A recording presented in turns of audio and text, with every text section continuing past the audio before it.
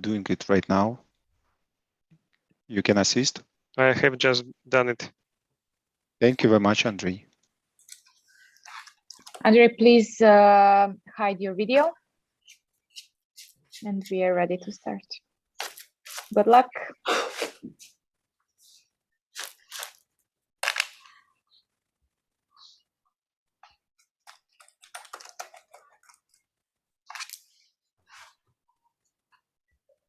Diana, have you told something to me? No. Just hide your video. We are in a stream, colleagues.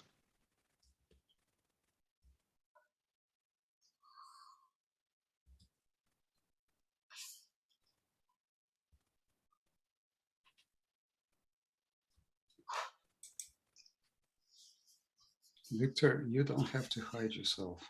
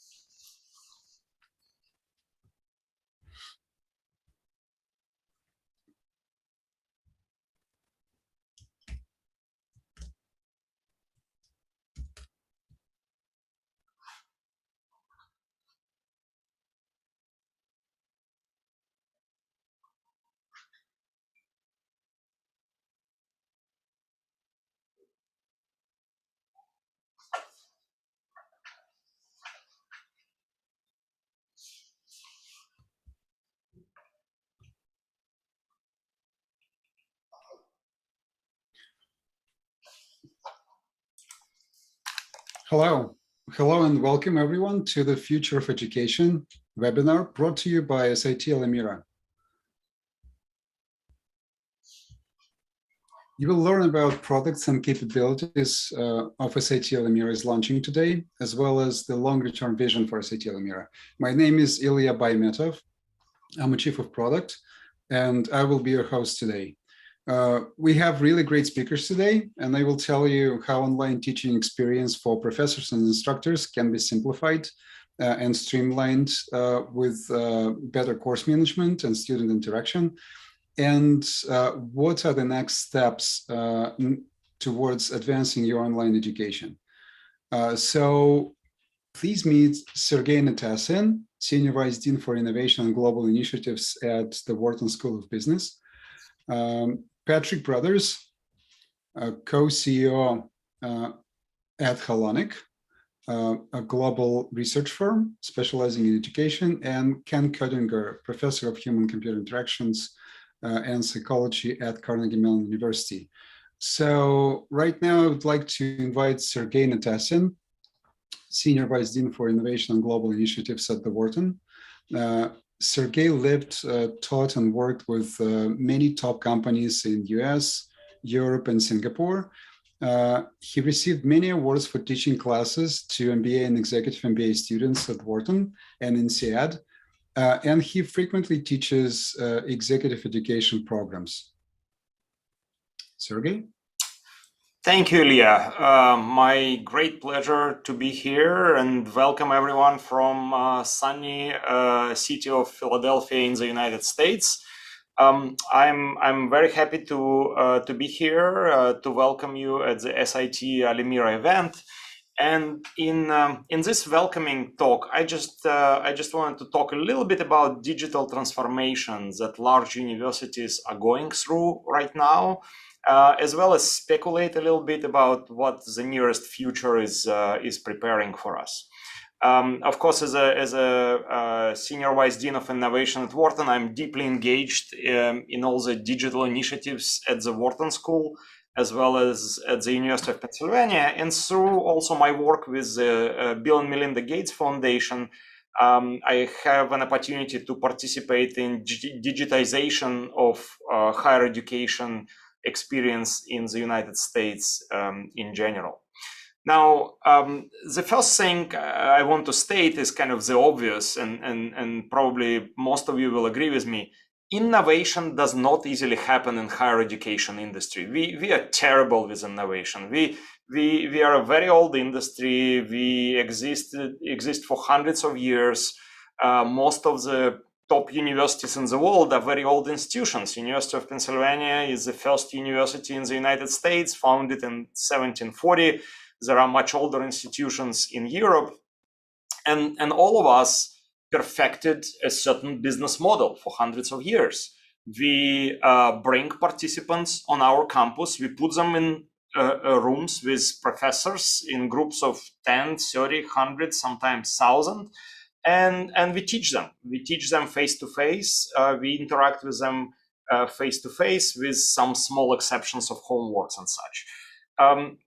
The best technology in the world breaks down against faculty acceptance. Professors just historically are very backwards, and many of my colleagues over the years completely refused to engage with digital, refused to acknowledge that that's going to be the future, and continued using very basic blackboards and all kinds of other archaic tools that we've been using in this industry for hundreds of years. That said, at Wharton, we've been investing in some of this technology. Like, for example, we were the first, one of the first schools on Coursera. We still account for a very sizable chunk of their business education, for example, and other courses. And the reason faculty didn't want to engage with digital are many. I mean, first of all, nobody wants to change the way they operate. Nobody wants to change the way they conduct classes. That requires preparation, that requires setup. But there is also perception of lower quality of instruction. There is perception of dilution and all of those kinds of things. Now, pandemic led to lots of negative changes, but among other things, surprisingly, pandemic changed this resistance to digital education. It accelerated really development at top institutions around the world, and it came very quick. I was teaching in classroom in January, February 2020. And then suddenly we closed down, and it took us 2 weeks to retool and come back in March fully online. So suddenly hundreds of courses were moved online without any hiccup. And suddenly all professors, all my colleagues who refused to teach online, suddenly they all embraced digital education because frankly, there was really no other choice. Some of them acquired new technology. I mean, most of us got better microphones and better cameras and put up lights. Some of us learned to mix synchronous with asynchronous teaching, pre-recorded lectures with face-to-face interactions. And believe it or not, but our teaching ratings actually increased. We didn't expect that. We thought that students would be disappointed about moving online, but and they still crave classroom interactions. But actually, adjustment has gone pretty smoothly. Then a year later, around January 2021, we had another challenge when the pandemic seemed to be calming seemed to be going away. And this is when we said, okay, now let's do hybrid education. Let's allow some students to come to class and others to continue to be online. This posed new challenges. Splitting your attention between online students and offline students is not easy. You have to we had to equip our classrooms accordingly and enable this teaching mode. But after a few adjustments, faculty, all of us, learned to teach in a hybrid mode as well. Now, what I saw in the entire industry, however, was somewhat different. There is such a thing as digital divide, which actually became stronger. There are schools like Wharton, like University of Pennsylvania. We are a relatively wealthy private institution with strong IT capabilities. We employed hundreds of people in our IT department even before pandemic. And even before pandemic, we produced simulations through Wharton Learning Lab. We created alternative reality courses through Wharton Interactive. We launched Wharton Online at some point, which mostly delivered kind of online-only courses. And then we launched Wharton Live to deliver kind of a live synchronous executive education experience. We enhanced our capabilities with online and hybrid teaching rooms. We installed lots of additional equipment. We got better equipment for some of our other rooms. And we had a large organization to support this capability. So we are a pretty big institution, and we are the largest business school in the world. Most of the other institutions are not as lucky. They do not necessarily have the same resources, and it does take serious resources to achieve that if you want to do it on your own. I know that there are institutions around the United States that don't even have chief information officer, that are unable to pay for all these technological improvements themselves. And of course, they suffered during pandemic. Some of them closed, others got into a pretty bad financial situation because some students demanded discounts for online education, and schools at the same time had to spend more money to enable this digital education. So now that we are almost 2 years into a pandemic, we at Wharton we launched a faculty committee, which I'm chairing, which is tasked with understanding what we learn from the pandemic, what we learn from this disruptive event, and what capabilities we build that we can use going forward. And I can tell you that the future of learning is blended. So this is our unanimous conclusion. Universities tried teaching online, and we know it works. We know we can deliver the same or sometimes even better quality of instructions. And the world of education is never going to be the same. Those programs are not going to go away, because what we learned also is that in many cases, there are large groups of students, large groups of program participants that actually prefer digital, that prefer online learning. We learned that many companies prefer online learning because it's cheaper for them to have their people not come to us, to have their employees not come to us, but sit at work or sit at home and get the education that they need. We also learned that education becomes more inclusive. There are certain students who are unable to come for face-to-face programs just because of family situations that they are in, because of financial situations they're in, or because they just unable to travel for one reason or the other. So there is a large group of students that we've never seen, that we see now, that we are offering more and more digital teaching modes. We also learned that if you handle it right, there is really no brand dilution, no reduction in quality when you start delivering online courses. And most importantly, we learned that online learning, when it's done right, has to be done online first. So you should not try to take what you are teaching offline and just move your course online with minor modifications.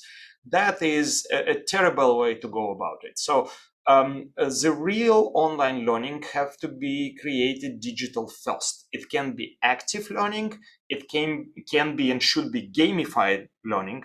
It can be an adaptive learning that is adaptive to every particular participant's need. It can be collaborative, and most importantly, it can be data-driven. So for the first time ever, we are able to collect enormous amounts of data about our students. We can see how much they engage with content, which content they engage in, and what is the pace at which they're going through our content, and what kind of problems they have on the way. Through my work with Bill and Melinda Gates Foundation, I saw firsthand huge improvements in learning outcomes when digital education is structured in this way, in active, gamified, adaptive, collaborative, data-driven way. And we particularly see this when it comes to, for example, minority students, when it comes to first-generation students who normally struggle with kind of a standardized straitjacket curriculum that a traditional university offers. This, of course, requires resources. This requires infrastructure. This requires knowledge. This requires money. Most universities cannot afford to build it themselves. It's just not affordable. Universities do not necessarily have this kind of a digital expertise. And this is really where SIT Alemira comes in and offers its pretty unique capabilities. So Alemira offers active content, active learning, visualization, gamification, and it really is built by professionals and built with the latest technology that is available. So SIT Alemira includes AI-powered authoring platforms and adaptive content, and platforms for collaborative research design as well. So if we look forward a little bit about what's going to happen with universities around the world, we see that education industry is now exploding with innovations. All universities are now looking into how to incorporate digital component into their offerings. We see more and more digital and blended programs. We see hybrid degrees, which are increasingly combining kind of face-to-face instructions with online engagement.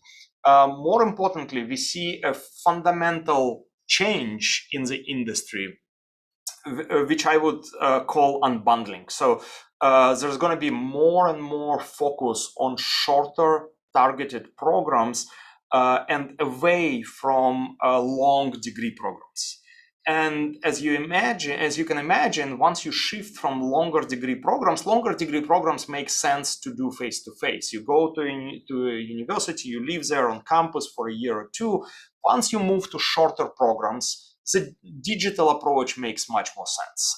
If you want to take a program which is 3, 4, 5 days in length to upskill you, update your skills, or bring you on the next educational level, digital is much more convenient. Digital makes much more sense. Moreover, we see a fundamental shift in many industries towards working remotely. And of course, remote work means remote education. If I don't have to come and spend time at work every day, then why should I do the same for educational experiences?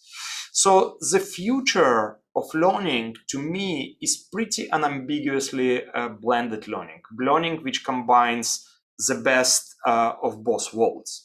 And as we, as an educational institution, we are, of course, still trying to understand how much digital is too much.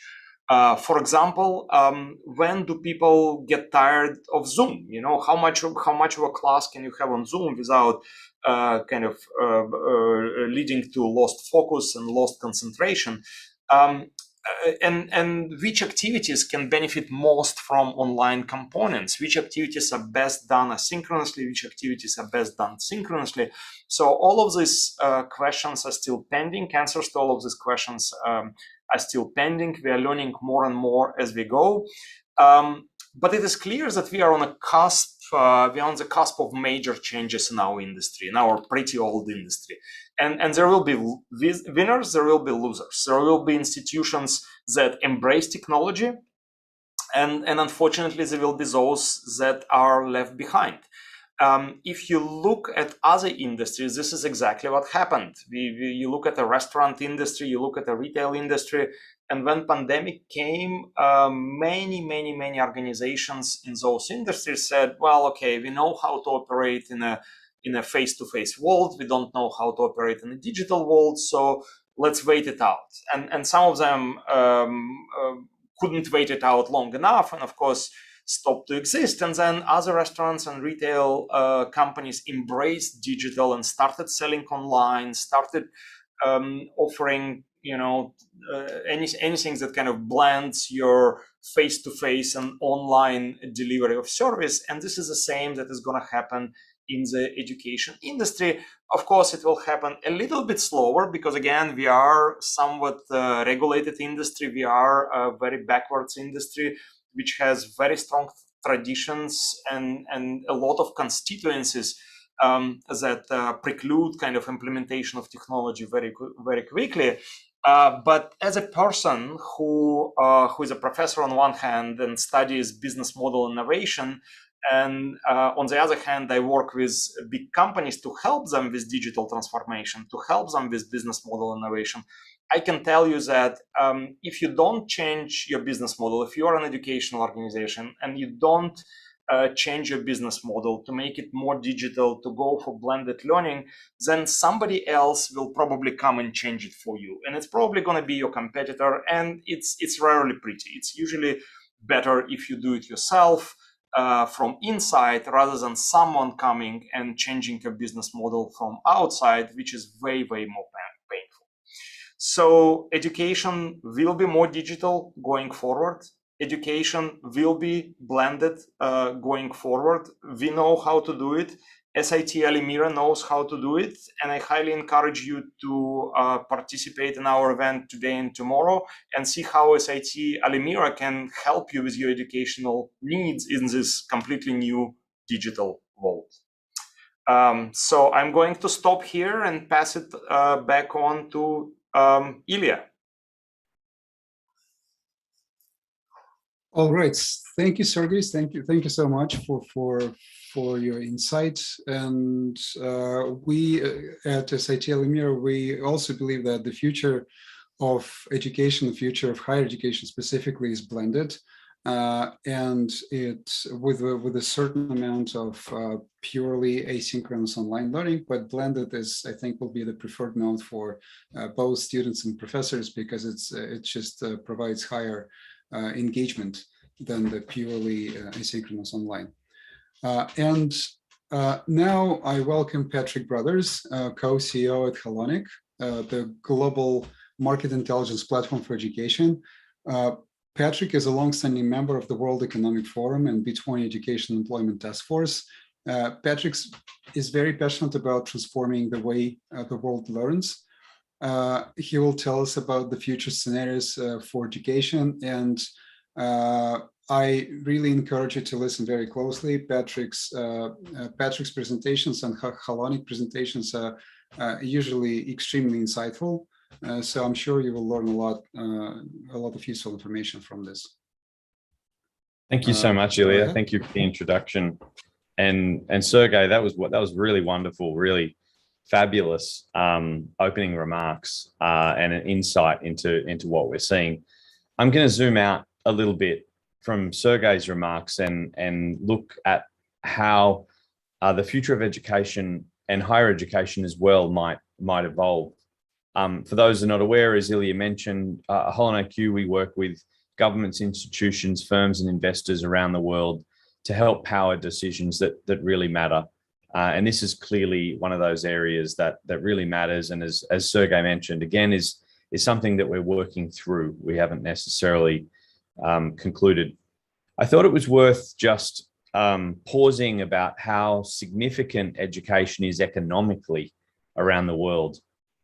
We governments, consumers, companies, in total about $2.6 trillion every year on post-secondary and workforce education. That is an enormous amount of investment that's happening in upskilling, and this is only post-secondary and workforce. You can see on the left-hand side, $2.2 trillion is invested in formal post-secondary. And Sergey mentioned as well, and we're definitely seeing it, that tuition is under pressure.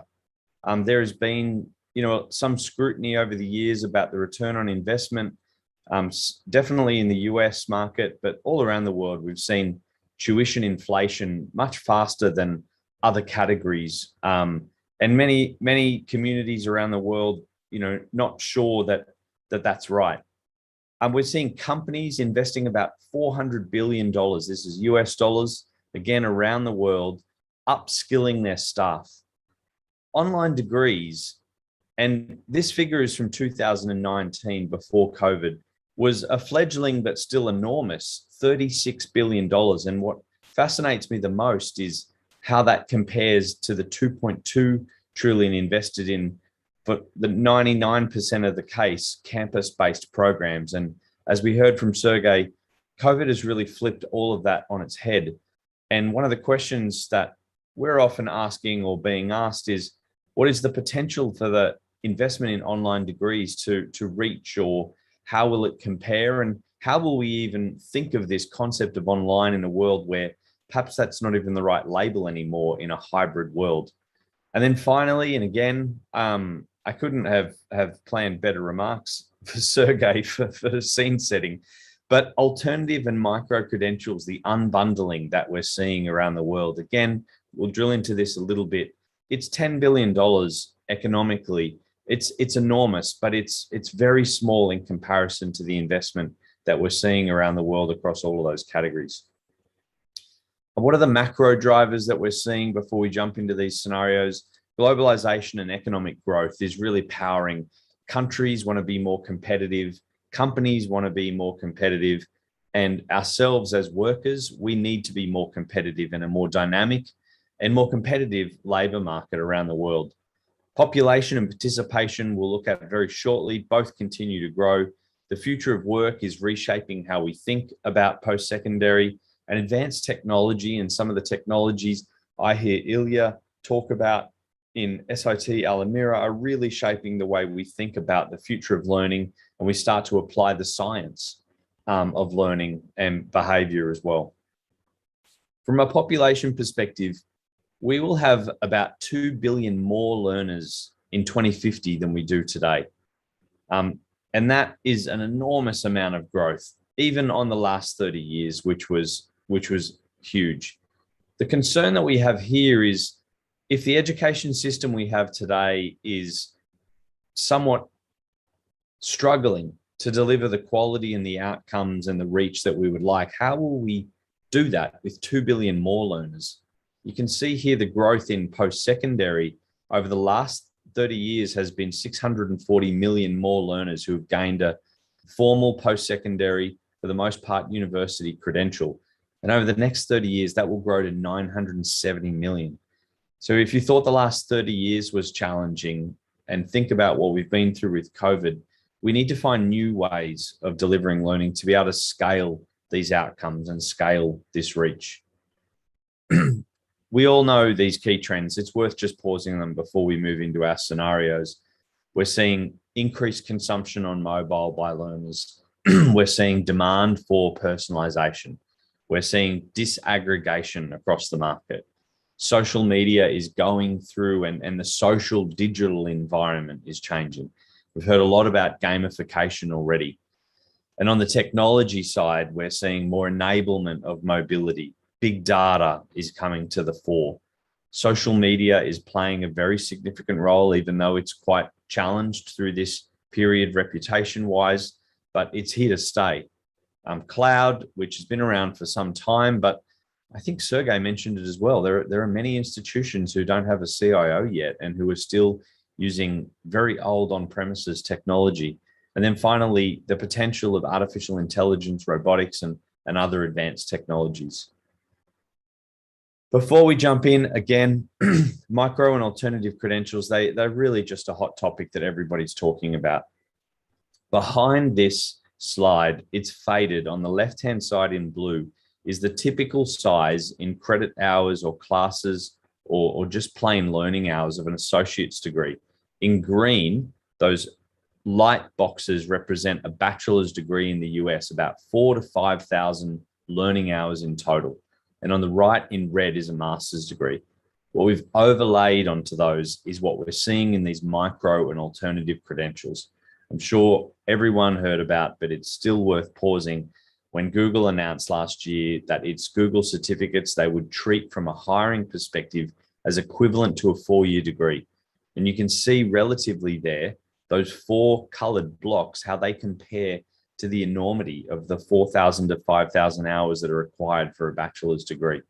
This will absolutely fundamentally reshape how learners, how as parents, we think about the cost of education, the outcomes that we're seeking, and the different ways of achieving those outcomes.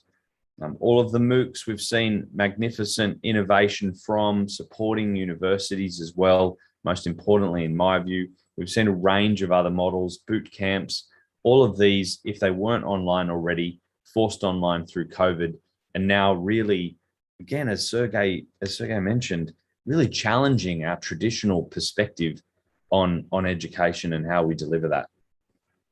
So zooming right out now, pre-COVID, we developed a massive study called Education in 2030, looking at 5 scenarios for the future of education.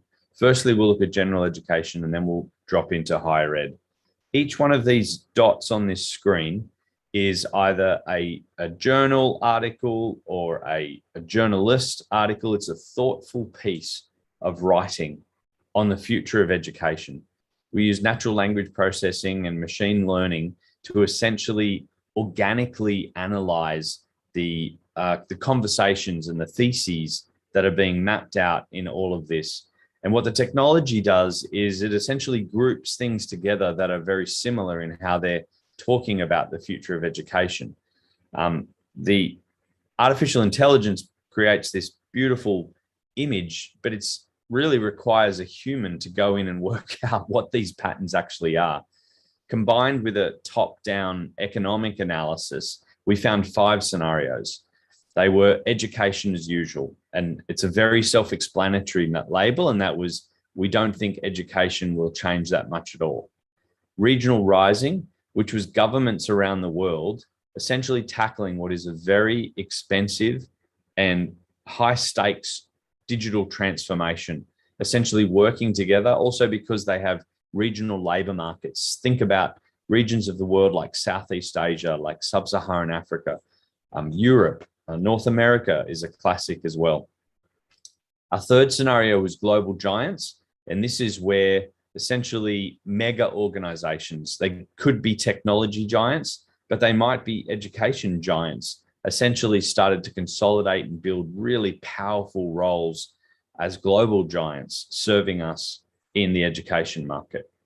The fourth scenario, very different again, was peer-to-peer. And we've seen this in many other industries, essentially where a peer-to-peer based model disintermediated the middleman, which in this case was the institution.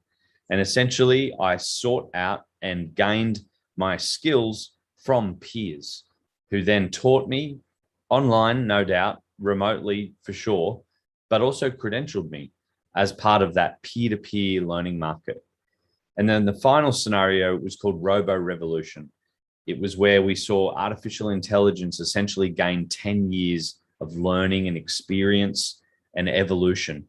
And AI took a leading role, not in displacing teachers, but in a leading role in reminding me, prompting me, nudging me, delivering to me the content that I needed, when I needed it most, the knowledge as well, and paired me with the right mentors and advisors on the way through.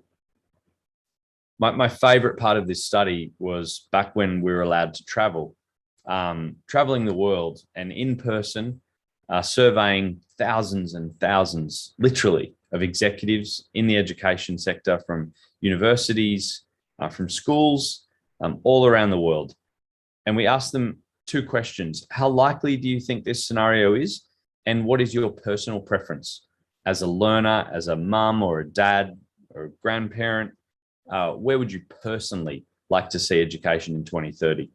And you can see across the top there, some of the countries where we had really strong respondents from, and down the left-hand side, those scenarios. Perhaps no surprise, and this was even pre-COVID, education as usual was not popular, and that says a lot. We'll drill into that very shortly.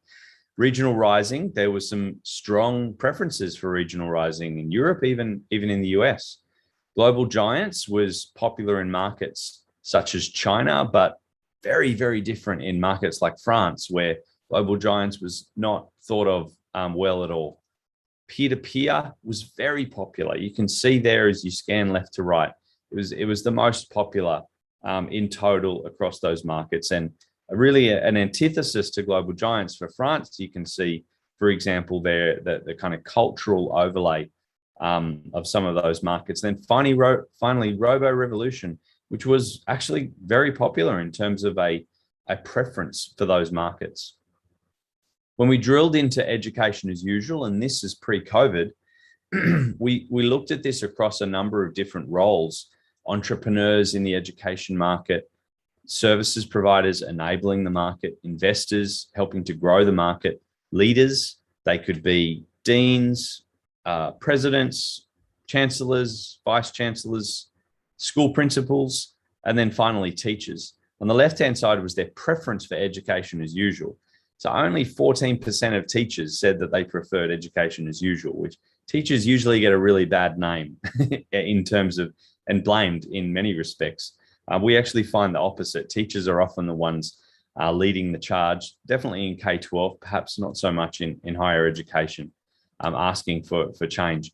But on the right-hand side, and this was really the sobering part of this study, was still out of all of these roles, they thought that there was probably a 50-50 probability that by 2030, education would still be as usual.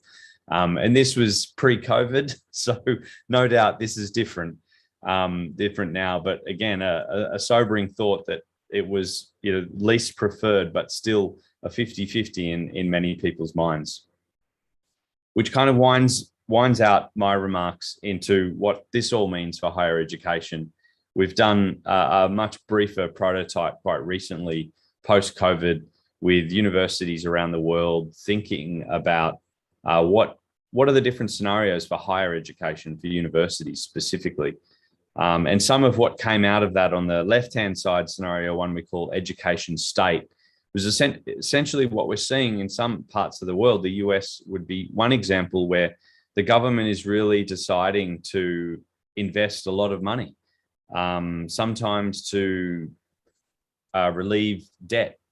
But essentially, the state is essentially driving and backing and doubling down on universities, taking over vocational and community upskilling programs, deciding to capture this micro-credential before it gets away. We're seeing this in Europe, where the policy is evolving such that programs have to be a minimum of 150 hours in order to have the label of a micro-credential and be part of these qualification frameworks.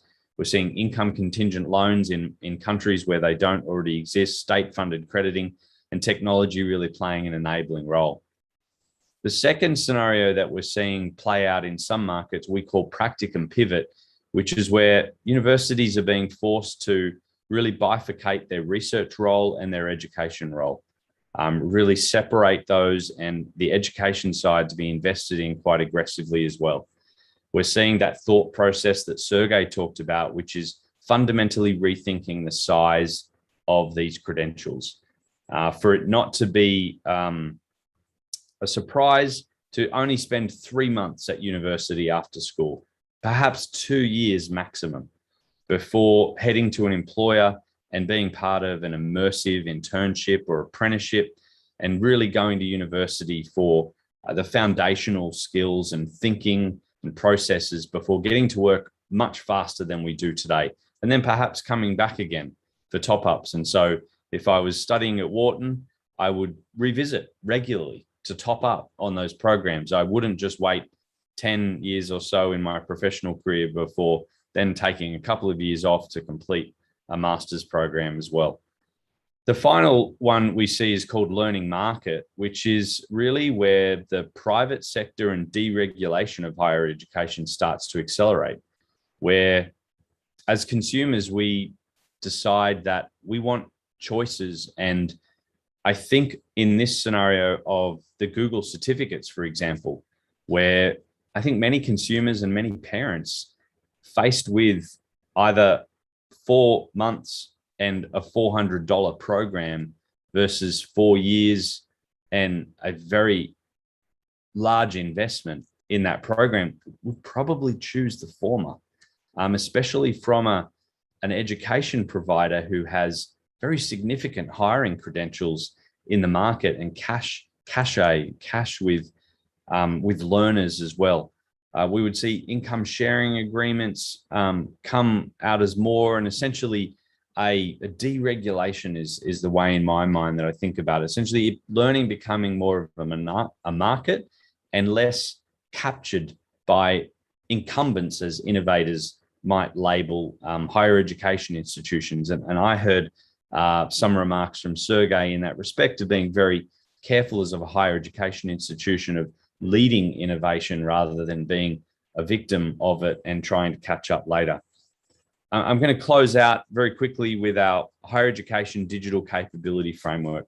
This is an open source framework that we've developed with leaders around the world from education, SIT, Alemira being one of those organizations that we look at for really those ideas about where we're seeing innovation across the learner life cycle. And key to this process wasn't framing this as a technology process, but rather framing it around the learner itself. And so from left to right, these are the capabilities that we see leading institutions developing to support learners in an online and digital transform market, from demand and discovery, thinking about product more commercially, marketing processes, student recruitment and enrollment, through the learning design process. Again, I'll, for the 100th time, refer to Sergey's remarks about how we have to design learning online for online. We can't just copy and paste what we did before. That's from curriculum design, digital content and courseware, subject matter expertise, and specific teaching strategies, through to the learner experience. This is what excites me the most about seeing platforms like SIT Alemira around enabling academic administration, learner experience, supporting the student experience, assessment and verification as well, testing and exams in this digital age. And finally, and perhaps not thought of as much as it should be, the transition to work and lifelong learning, capabilities around integrated learning, career planning and placement, industry and business engagement, and alumni and continuing education. These are but a few of the capabilities that we see leading platforms like SIT Alemira supporting, and leading institutions around the world essentially building in order to transform and lead us through the future of learning. Thank you so much for the opportunity to share those thoughts, Ilya. Yes, Patrick, thank you very much. It was actually a very great overview with statistics and numbers, which is not which is actually quite rare when it comes to analysis of educational markets. So again, Holm IQ is actually great if you want to see some real statistics. So and some of the trends, of course, that Patrick has touched upon, we will I will tell about them a little bit later when I will be talking about the longer term vision for Alemira. So we might have a slightly different sort of taxonomical view on this, but I think on the essence, we very much in sync. And now we'll proceed to the demos of some of the products and components that SIT Alemira is launching today. So yeah, let's see the demo. Oh, wait. Actually, before we go into the demo, sorry. Can you go back one slide? Yeah, so let me summarize actually what Sergey and Patrick were talking about, and summarize it in the way that we see it in Alemira, right? So the educational trend that as we see them, are digital transformation, ontology of credential, and a lifetime learning, which actually both Patrick and Sergey touched upon. So in the digital transformation, there are several challenges. First one is just going online, right? And there is a lot of elaborate process involved in just putting whatever you have, whatever university has currently in terms of curriculum and materials, and publish them online in a way that is consumable by students online, and also engaging enough for them to actually not be frustrated. And it's achieved by using better technology, a lot of it. So we, as a technology company, we think that technology will play a significant role in smoothing this transition to the online, and also more efficient operations, right? So I think many universities, when they faced COVID, they started to transform or transition when they started to move online, most of the processes did not change, right? It was just basically moving stuff to the computers, which in many cases resulted in additional overhead of training people, but it really did not save any time or money or effort in terms of actually doing stuff. So alternative credentials is a major trend. We think that degree-based education is not going anywhere, but after people get a solid foundation as a bachelor or maybe master's degree, or maybe even PhD, they will continue to improve their knowledge and skills, getting alternative or credentials like boot camps or mini degrees or certificates and whatnot. So, and basically this trend is about getting educated in smaller chunks, getting educated without, while working or maybe even at work. Your employer might be interested in paying for education, for example, and also there is a high likelihood of certificates actually playing a larger role, like a brand name certificates, and like Patrick mentioned, for example, from Google, right? And finally, lifetime learning. We know now, and like COVID or not, but basically overall, people are taking more and more classes throughout their lives, right? It's not like I go to the college, get a degree, and then that's it. It's people are constantly learning new things. People are constantly going into adjacent areas of their current expertise. It may be work related, or maybe even hobbies and entertainment. Next slide, please. Next. Right. So, and the challenges the higher education institutions face while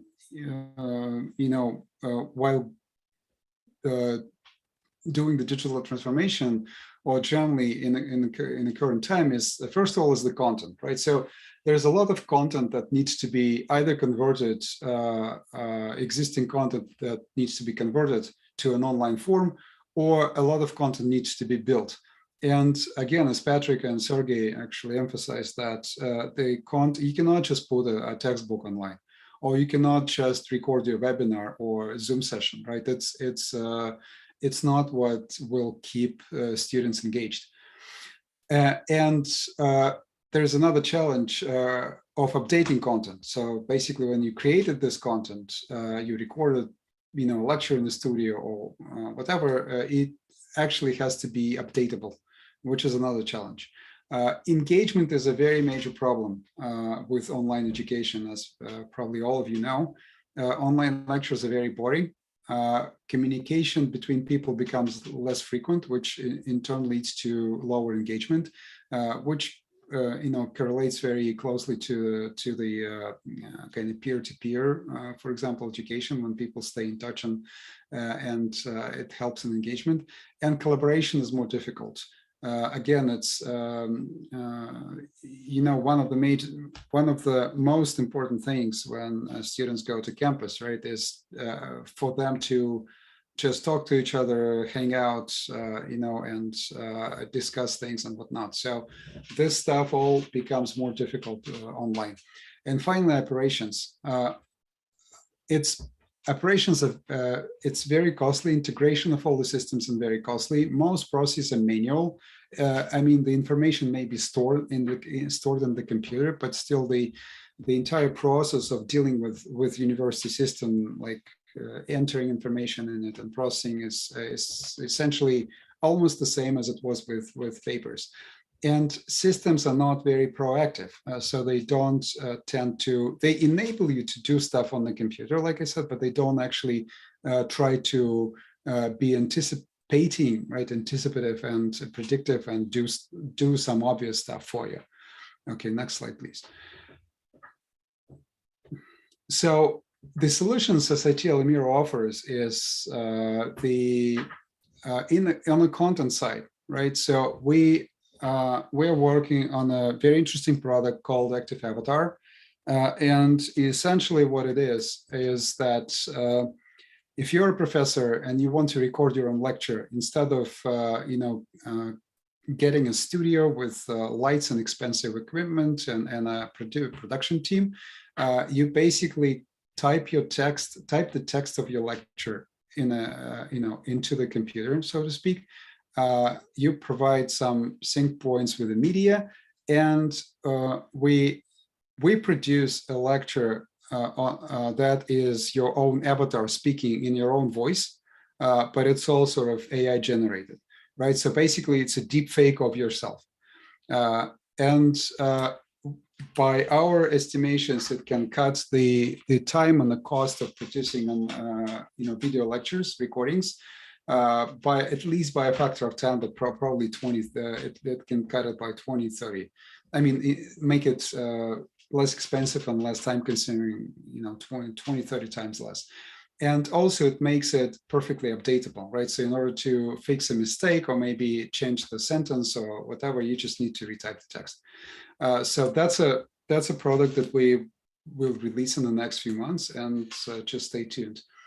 Lab Recorder, another thing for making it very, very easy and quick to create trainings for product onboarding, which are very common for both universities and corporate settings, right? So when you need to create some kind of training like that, basically we created a lab recorder that allows you to just, as an instructor, just click through the interface, and the entire lab, the exercise, the grading, everything will be created by the system.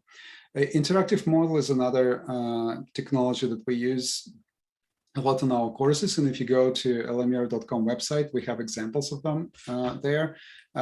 Basically, it's like a mini lab, right? So after you're done with watching a lecture, the students are encouraged to sort of play with these interactive models, right? And interactive models allow you to study the system you're just that the professor was just talking about, and literally play with it. So change the parameters of the system, pause, put it on pause, measure certain characteristics and whatnot. And finally, the marketplace. We are hoping to create a marketplace for things like video lectures, maybe fragments of the lectures, interactive models, practicums, and problems, interactive problems, so that professors and teachers around the world actually can combine can create their courses by maybe borrowing or combining certain elements from others, and it will also make it significantly quicker and easier. So how are we addressing the engagement problem, right? So we will release several products, which is, first one is a classroom, it's all about live teaching, right? Teaching live.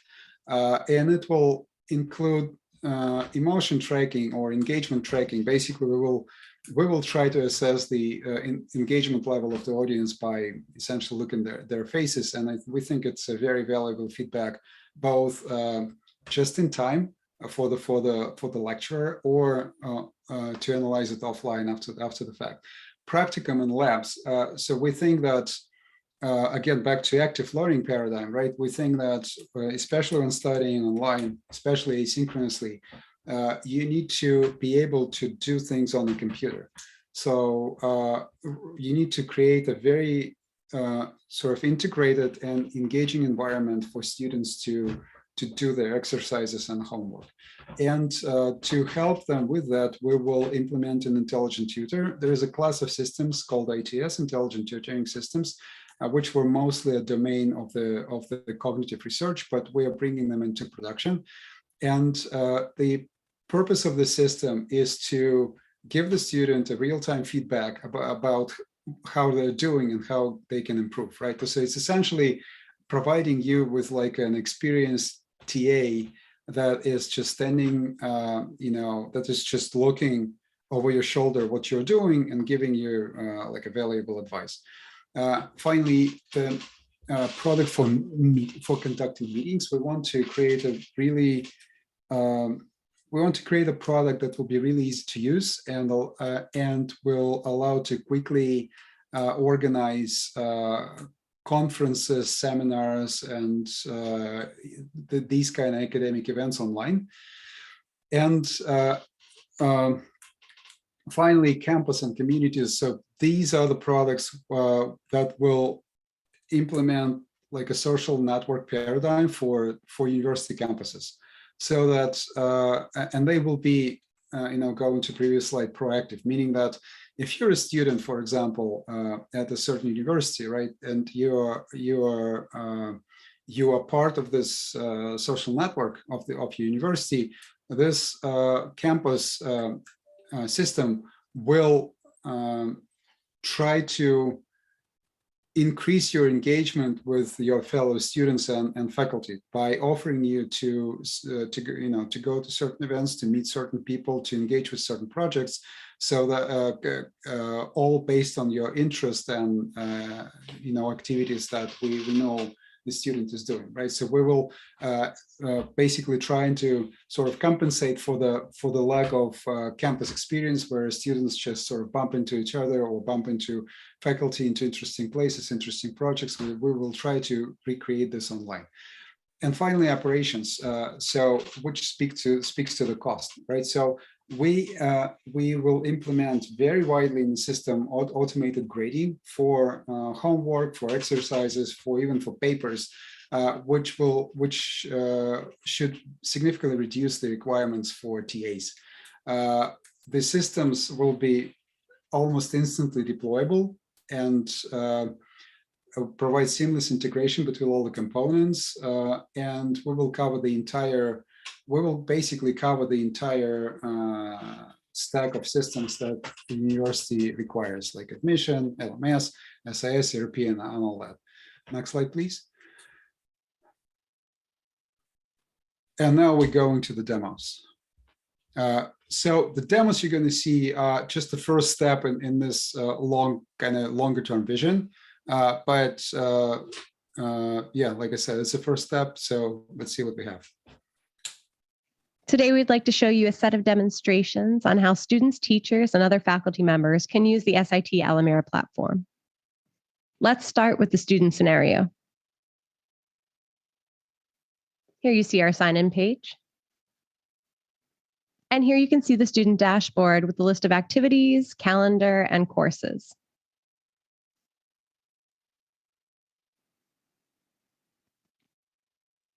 Now let's take a look at several courses with different types of content. We can see that this course has already started.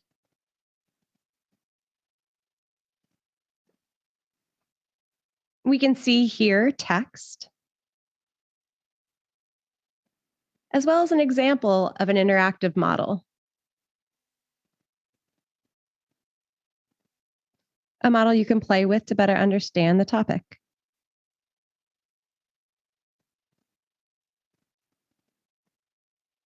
We can scroll down to see an example of a quiz.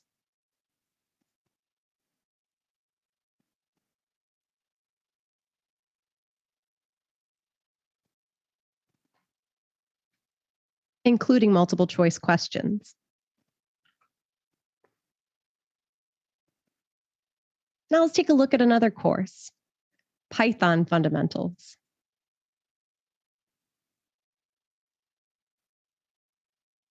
Here we see a theoretical part.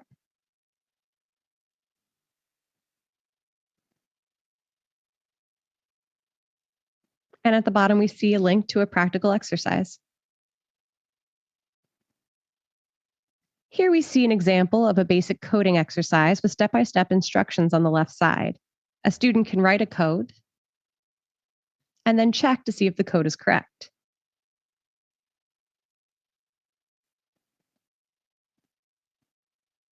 The first step of the exercise is now complete. Let's proceed to the next step and write more code. And then check if the code is right.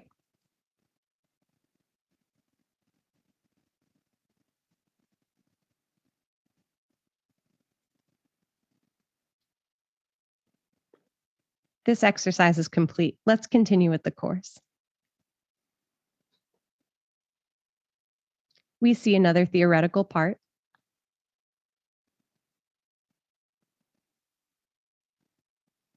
And another exercise.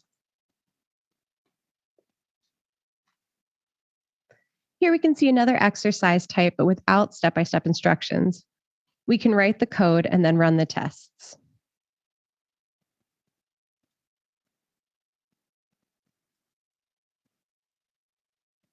We see that some of the tests failed.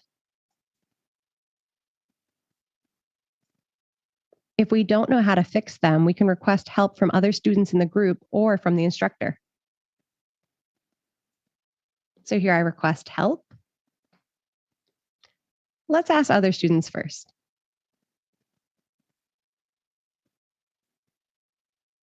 We have submitted a question to a chat where other students can see it. We can see that other students joined my workspace. And Stacy is asking for permission to edit my code. Stacy fixed my code and left a comment.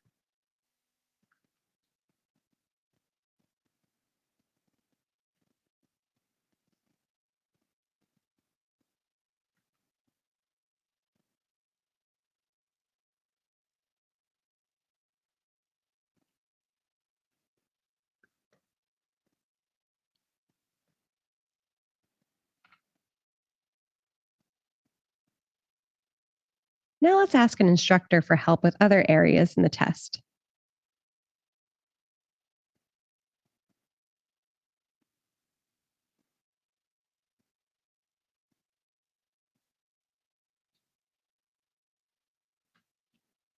The instructor sees my question and requests a short video call to discuss it.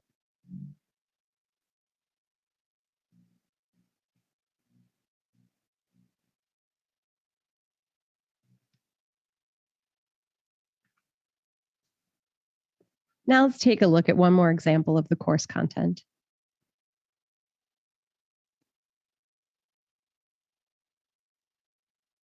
Again, we see the theoretical part and the practical exercise. Here we can see another example of a type of lab, a virtual lab.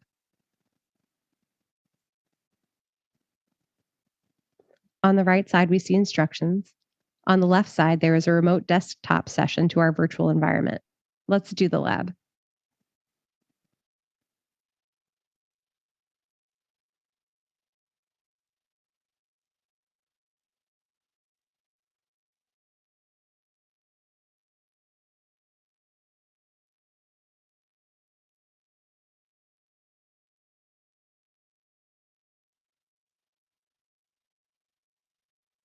So now you've seen an example of how students can learn using the SAT Alemira platform by mixing theory and hands-on practical exercises and communicating with other students and teachers.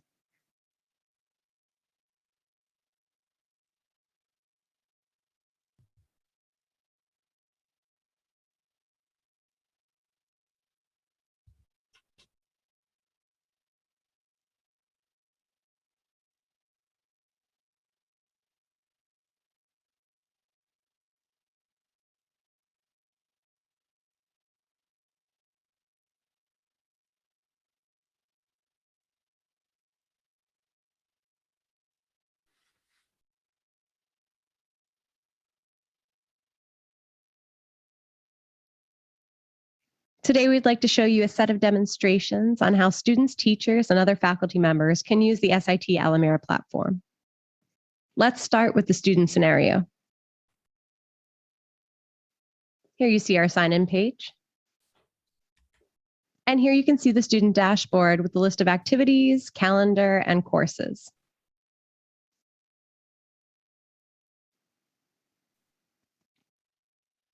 Now let's take a look at several courses with different types of content. Hello, everyone. I'd like to show you a brief demo of how a teacher can work with our LMS system, log in, see events on the courses, see a list of to-dos in the courses, and do manual assessments. So let's begin.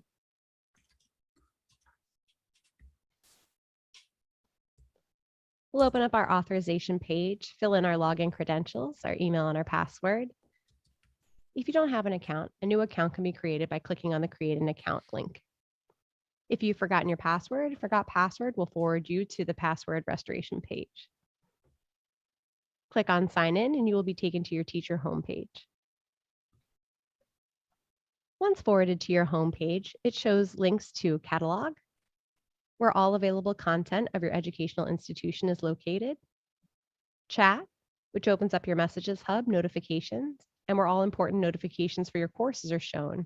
And also there's a link to your profile page where you can check your profile information. The top section is your calendar. All important events on the courses of which you're a teacher or TA are shown. We can see that you had a lecture on Monday, that your students have an exam to take on Wednesday, and that there are practicums on Friday in programming basics and systems of equations. If you click on each event, you'll be taken to a corresponding event link inside the course. We will show you how this works in further demos. You can filter events by course or by type of event, like to see only tasks or quizzes or lectures or other events that you consider important. The bottom section is My Courses, where you'll see all courses that you're teaching or administrating. You can see 3 categories. We have active, the courses that you are being taught or that start in the nearest future. Drafts, where you can see courses that you started working on but haven't yet published. And archive, where all archived courses from past periods are located. You can also start creating a new course from here by clicking the plus sign on the right.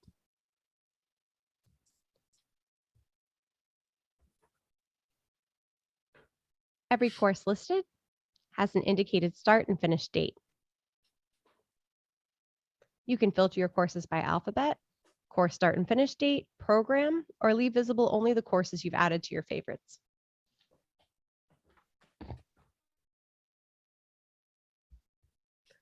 We see that there are 2 courses, Hydrostatics and Programming Basics, that have new assessments submitted by your students for you to assess. To assess your student assignments, you can click on the notification that's to the right of the course name, "Too New to Assess," meaning you have 2 new submissions from your students. After you click the notification, you'll be taken to the course report section where you can see the progress of your students. If we scroll down, we see a list of the students on this course and the results grouped by course modules. We see that there are 2 modules for the course. One is practicum and the next one is exam. Then we see the column with total points, a total score a student has gotten for all their activities, and the grade that is calculated automatically based on how many points the student has gotten. The final column shows the student's status on the course, not started, in progress, or finished and graded. When we click on the score in the report, we can review student submissions. If our action is needed to finalize an assessment, there's a special indication for that. For instance, to assess Esther Howard, the student at the top, we should click on the To Assess button, and then we're taken to the assessment page. This page was submitted by the student. After we click on the To Assess button and we're taken to the page, we see how Esther has submitted it. All of the course content is hidden so that we can start grading the assignment. All question content is also hidden so we can navigate through all the questions we have to assess. After we click on the first question, the student answer will be shown. Question text is hidden as most of the teachers and instructions already know the question. Question text is usually hidden, but if we click here, we can show the text. After we click on first question, the student answer will be shown. Question text is hidden as most of the teachers and instructors know the questions and will pay most of their attention to the student answer. So we will only see the student answer and files attached by a student in case the question is set to allow for attachments. We can unhide the question text pressing the Show Question button. There is a question mark button at the right of the question. If clicked, assessment instructions and correct answer are shown, but these hints are only available to the teacher. We click on the score input and put a score and then a comment to the score. Then we press Next.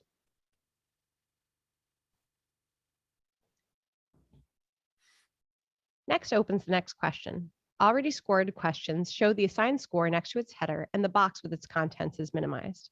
The next question has no student answer, but there is a file attached by the student.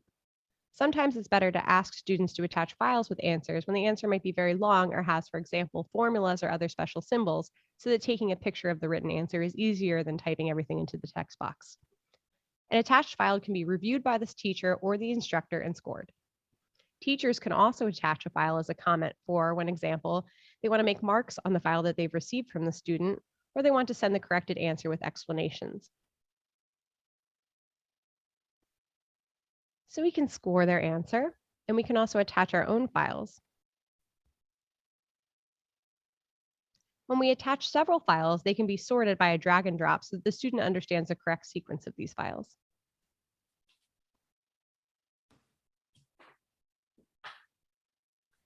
We do the same for all these questions, and to save time, I'm showing the screen when all the questions are already answered. When a student hasn't supplied an answer for a question, it has an exclamation mark and is automatically scored 0 points. The results section shows the sum of points for this assignment, number of points awarded, and a grade. The teacher can add bonus or penalty points for the assignment so that the grade may be increased or decreased. Let's click on the bonus points and add some. This will change the total score a bit, and we can add some feedback.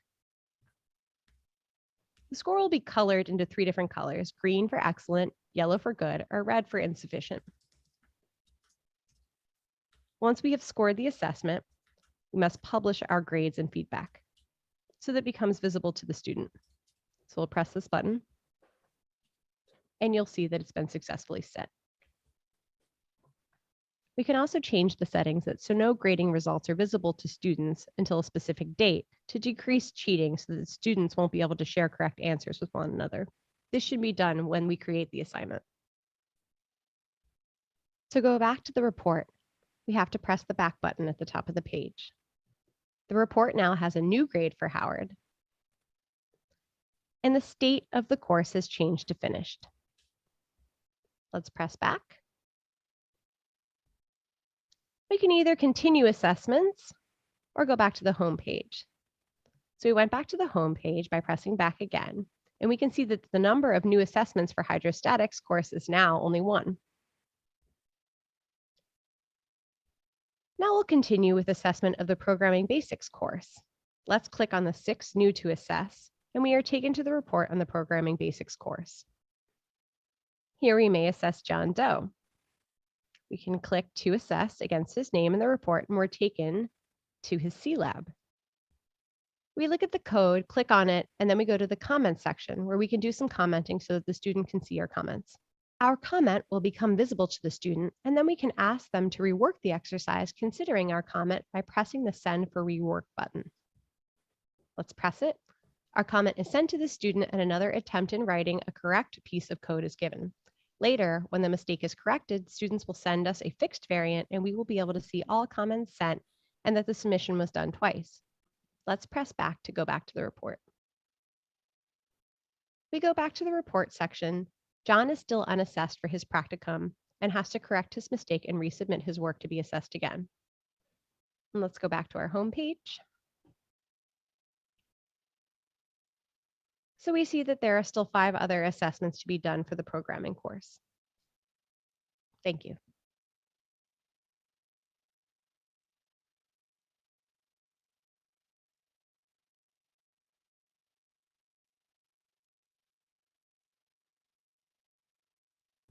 Okay, so now we go to the next demo, which will which will show you the experience of an educational administrator or educational advisor when they deal with the students.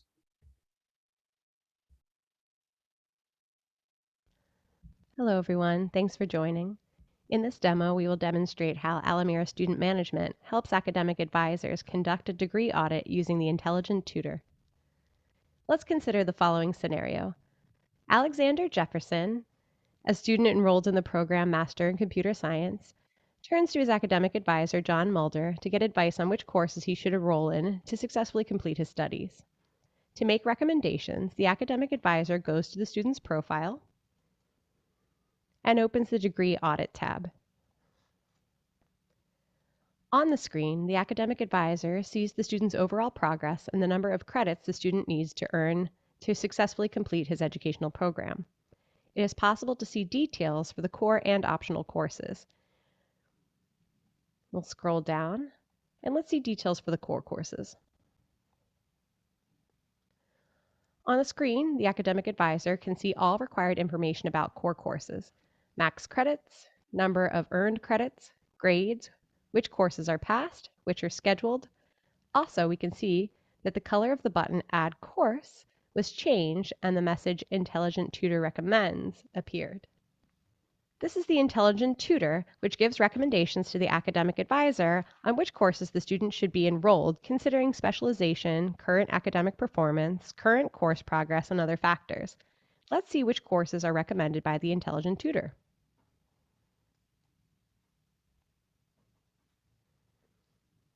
We see that the Intelligent Tutor recommends 1 core and 2 optional courses. To save the time and number of actions, the academic advisor may enroll the student to the recommended courses directly from the window.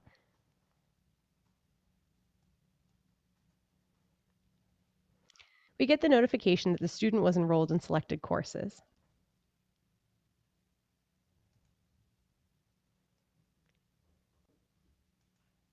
We see that the overall degree audit progress bar was changed. Also, detailed information about core and optional courses was changed. Core and optional courses were added to the sections. Thank you.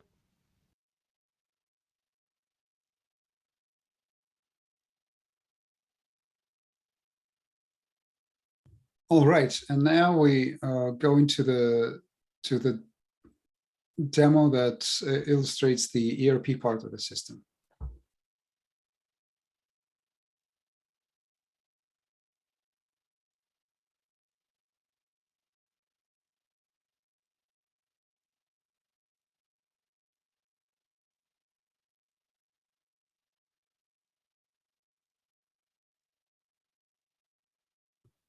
Yes, so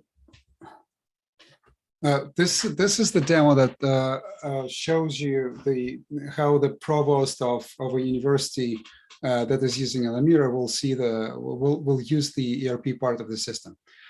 So I can, from looking at this dashboard, I can quickly assess some of the important characteristics that I need to know about my university. So the first graph, the first chart shows the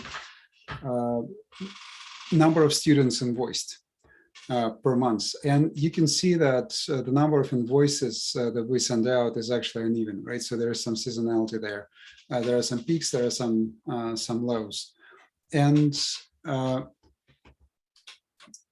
it kind of gives me an idea that when there's there are not an even number of students coming into organization, and I can maybe come up with something to keep the students busy or to engage them in some special classes or seminars during the sort of low periods. Now the second chart gives me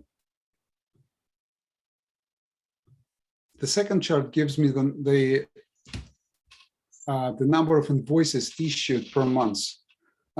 So basically gives me an overview of the load of my finance organizations that have to process these invoices. And maybe from looking at this, right, maybe I should actually spread this activity more evenly so that my finance people are not super busy during like some short periods of time, and then stay almost idle during the kind of the low periods, right? And finally, there is a chart that gives me the number of students we have during the year.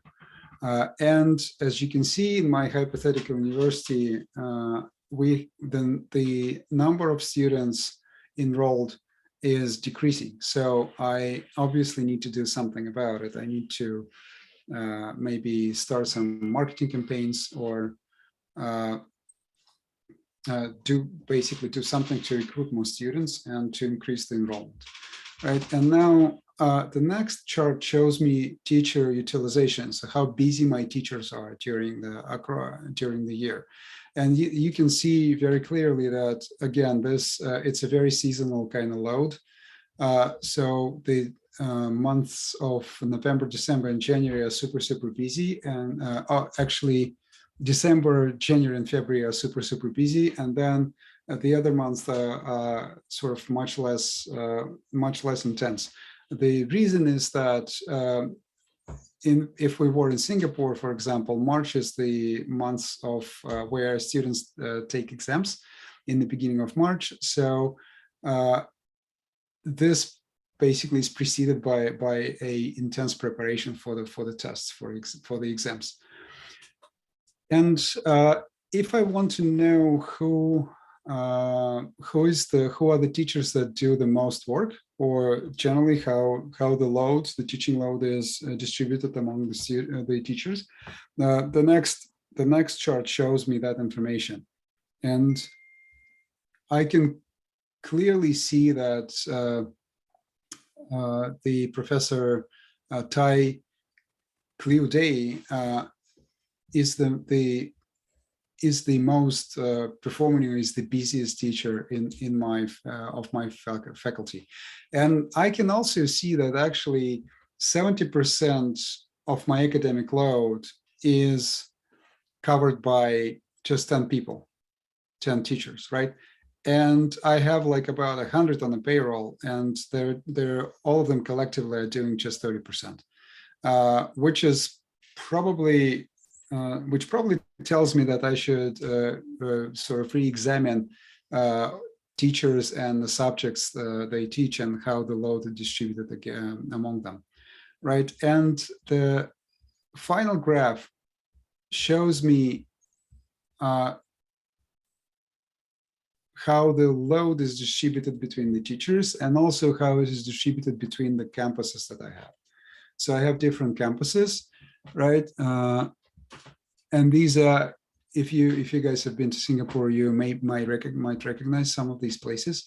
So I have campuses throughout the city, and I can see which campus has most activity, right? Which also kind of can give me information about how should I distribute the teaching load. So maybe should I pay special attention to like performing or underutilized campuses. So that's essentially the dashboard that gives me a very quick glance at how my university is doing, and it's all the urgent, all the important information on one single screen. But of course, you can basically dive deeper from each of every graph. You can click on these things, like you can click on the campus, you can click on the teacher, and you can extract more details from the system. But the dashboard is a central point and the entry point to the entire system. All right. And this concludes the demo part. And now I would like to invite Ken Cuttinger, Professor of Human-Computer Interaction and Psychology at Carnegie Mellon University, to share his perspective on collaboration with SIT Alemira that we've been involved in the last couple of years. And Carnegie Mellon is one of the leading research universities in the area of cognitive science and learning science. And our ongoing collaboration is very valuable to us, and hopefully to Carnegie Mellon too.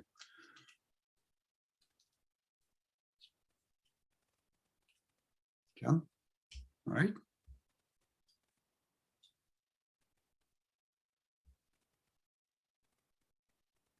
Hi, this is Ken Kadinger. I'm the Hillman Professor of Computer Science here at Carnegie Mellon University, and I'm the director of our Master's in Educational Technology and Applied Learning Sciences. And a part of that master's degree program, we have teams of 5 interdisciplinary students, computer scientists, designers, psychologists, educators, working on an industry project. And we've been collaborating in an effort with Alemira and did a capstone project with them that had great outcomes. It's a great example of how this works to help our students learn in a safe but real way how to work on a real project over a 6-month period and create value for the companies at the same time. And so happy that we had this chance to work with Alemira. The team created a user experience prototype for a virtual laboratory that's now been implemented into the Alemira product line. They also created a prototype for a course authoring tool called Studio that's going to be used to help the Alemira team create a new version of their product that'll be released in 2022. So real concrete outcomes from this project that have been influenced by learning science, by learner and user-driven research that the team engaged in, both qualitative and quantitative. And they've really produced something quite innovative. And at the same time, it's wonderful that Alemira gave them the opportunity to work with them because our students learned a lot from that interaction as well. So thanks very much. And we're super excited to have these kinds of interactions with you because it does produce great outcomes and it's really wonderful for our students. Okay, so as you guys could notice, we had some issues with the demo flow and sound quality, and we would like to apologize for this. And the full version of the demo will be edited slightly and made available to you. So thank you for understanding. And I would like to get back to the Alemira vision. I already gave you a quick sort of quick rundown on the vision, just 15-20 minutes ago, and I would like to go into a little bit more detail on that.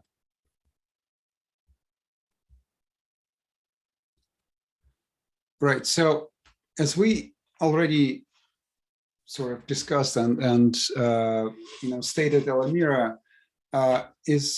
covers the entire sort of life of the university and all the aspects of running a university. That includes 3 major parts. Learning management is about using active learning and automated content generation to facilitate and to help the university with digital transformation and specifically with going online, right? And education management products, they're essentially the products that administrators at the university use, right? So creating schedules, creating programs, student management, and so on and so forth.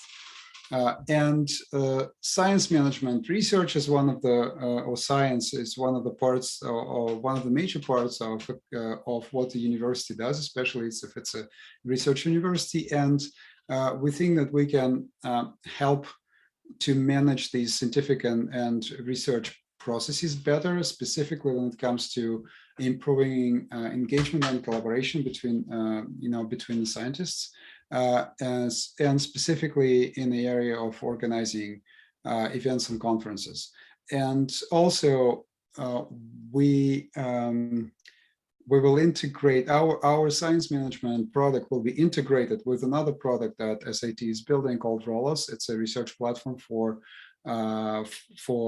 basically doing advanced research in computational science, computational modeling that uses AI, and these two products are going to be tightly integrated with each other. Next. So again, let's go quickly over the products that we will have. LMS is just learning management system, which is going to cover the basic functionality, just like your Canvas, Blackboard, or Moodle. But we are paying extra attention, so to speak, to the user experience for the LMS. And as you could see, we have a clean design, and we're trying to minimize the number of clicks for any action that the user might take, and we will continue to work on the user experience. For us, it's a very high priority, and we are extending LMS with two sort of major functionality blocks, two major capabilities, one of which is Classroom and another one is Practicum. So Classroom is an environment for teaching live, right? So for live sessions. And the way it works is that it's not going to be just like a Zoom-like session. We will allow a much richer sort of workflow inside the class, inside the live class. For example, the teacher will be able to give students some practical exercises, time-bound, to do, right? So essentially embed labs into the live lecture. We'll be able to track the engagement level of the audience by tracking the faces, the emotion, and also we'll be able to organize like activities and breakout rooms and whatnot. With like aggregating the results, automated grading of the results, and so on and so forth. Practicum and labs. So that's another product that we just shown to you, actually, by the way, right? So where students have an integrated environment where they can do exercises and get instant feedback on how they're doing and get automatically graded, and just in general sort of learn through doing, right? So learning by doing, active learning, this is exactly the part of our product that implements this paradigm. Now, Avatar Studio, again, is the part that,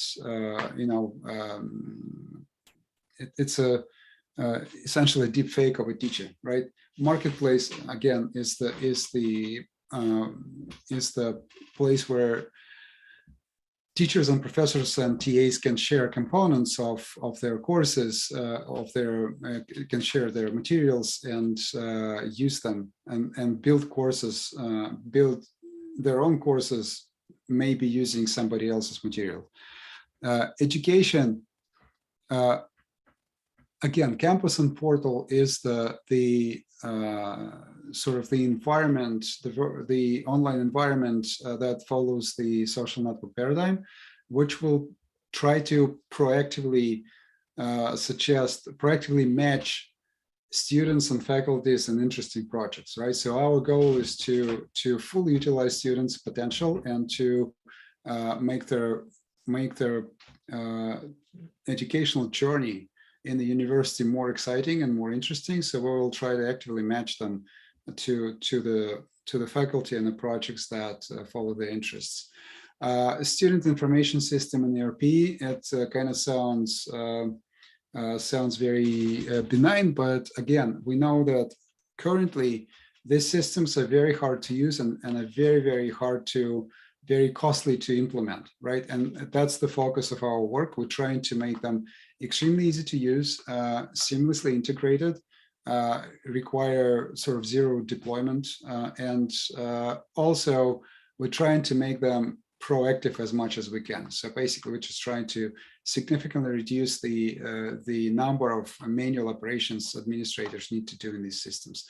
And science, much like the campus, right? Scientific science collaboration part will follow the same paradigm of creating the social network where scientists and scientific groups, scientific teams can discover each other, can discover each other's work, and can organize this is the meat product, can quickly organize conferences of various sizes, like starting from sort of something like almost like an instant, unconference, like a seminar. Let's get together tomorrow and discuss a paper for 2 hours, right? Or up to the full-blown kind of annual conferences with hundreds of participants and a very intricate flow, workflow for this conference. And we'll be, again, speaking of user experience, we'll be paying a lot of attention to implementing great user experience for conference participants, how they participate in different sessions, how they sort of discuss stuff on the site, right? Essentially, we want to create an online experience for scientific collaboration that will be close to what you would experience being present at the event in person. Next slide. Right, so here's a little bit more information about the learning part of Alemira, right? So learning management. So to illustrate the active avatar, here's the avatar, right? So essentially what will happen, this is the Kostya Novosel, a Nobel Prize winner. He typically gives lectures on advanced material design, right? And he doesn't have a lot of time to actually go into the studio and record a perfect quality lecture, but he does have a lot of lecture notes, media, and so basically text and media to show, right? And essentially he can very quickly, it would require probably no more time than actually giving a lecture. He can just type in or paste the text of his lecture, synchronize it at certain points with the media or presentations or videos that he has, and in essentially no time he will see himself performing this, speaking this text on the screen. Okay, next one. Yeah, so the labs, you saw the demo, coding lab and virtual lab. These products are available now, by the way. So, we specifically released them first because we know that teaching computer science and coding, various coding classes is actually a high priority for current universities. So you can basically take them and you'll have a very nice environment for teaching these kind of classes with automated grading and everything. Next. Yeah, and this is our LMS. Again, you just saw the demo, and I would just like to emphasize that we're paying special attention to design, to not just UI, but user experience overall. Next one. Yes, and here's the practicum. Again, interactive learning by doing, and in the integrated interactive environment where student gets, automated real-time feedback and can always invoke help from the TA or from the professor. Next one. Yes, so we're ready to, for your questions, and we're ready to give you answers if you have some. And yeah, that's it. So this is the Q&A session.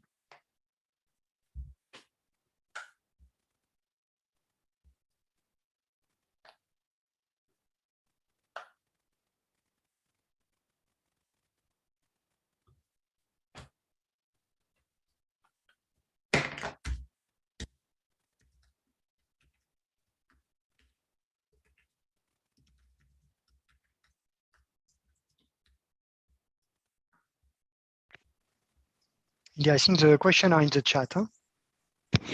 Okay. I actually I don't see the question. So we have a question for Laurent. Laurent, your opinion about pros and cons for offline versus online education. All right, thank you, Bojana.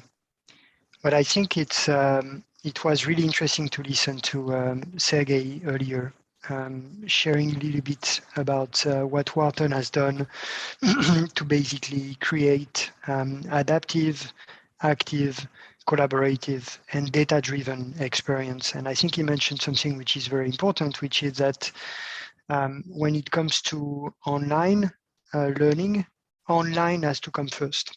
And I think that's, you know, in the spirit of what Alemira is building, we are building a system that is actually online first, because that's the only way to deliver, I think, the correct experience. So I don't think it's a good way to oppose offline versus online. I think we are entering a world where hybrid education and synchronous, asynchronous, with students being located in multiple locations and multiple ways to access content is simply going to drive the adoption of both online and offline and technologies that will help to make that happen. Thank you, Laurent. And I'm sorry, I just realized that my video was not started. I apologize for that. We have one more question, so I don't know if you can answer. The question is actually for Patrick, who is not with us anymore, so we will pass this question to him. But maybe actually, Laurent, you can wrap it up. Like the question is what is the percentage of universities who offers online and blended education, and how this percentage changed over last year or two? And so I guess that's clearly a question for Patrick. I don't have the number in mind. But clearly what I'm 100% sure about based on our discussion in the past 2 years is that the number of universities providing online education has for sure increased last year, because everyone was basically forced to provide online education in some shape and form. That's true for degrees, but that's also true for executive education. You know, we're talking to very prestigious organizations such as Wharton's, but also you know, universities and institutions in Europe, and all of them have introduced this concept of online learning and online better online processes, so that education can actually be, you know, better online. So that's it. But I think this number is interesting, and we'll ask Patrick and we'll share with the group, and we'll edit it as part of the final webinar. Thank you very much, everyone. We have, sorry, Laurent, one more question, if you can get it. It's from KL. It says, do you have a partnership model in place for business development, for example, selling SAT products? Yes, absolutely. So Alemira is a partner-driven organization, and if you contact us on alemira.com, or if you send me an email at ld@alemira.com, ld@alemira.com, then I'll redirect your request to the person in charge of growth and partners in Alemira. Thank you. Thank you, Laurent. I shared your email as well on the chat, so please feel free to just pick from there. So I think with questions, then we are done. Ilya, now I'm handing over to you, so you can wrap it up and close the event. Yes, so thank you very much, everyone, for coming today. And this is it. That concludes our event. And I would like to say a couple more words about offline versus online. We believe at Alemira that online or blended can be as engaging and as effective as in-person experience. And we basically, all the technology that we're developing is specifically aimed at that, at making online experiences as effective and as engaging as you would do in person. It's not easy. Universities will need a lot of help, and they will have to rework or redo their curriculum and the way they teach. But we think that's achievable, and that's a much more scalable way to for higher education to continue. And again, thanks everyone for coming. So you will be provided access to a complete recording of the event in the next couple of days in your email. And if you have any questions, please write to us. And if you would like to get a personalized demo, also please reach out to us. And thanks all our speakers. We would like to thank all of our speakers, Sergey, Patrick, and Ken, for taking time to participate in this event. So it was a pleasure having you all here, and see you next time.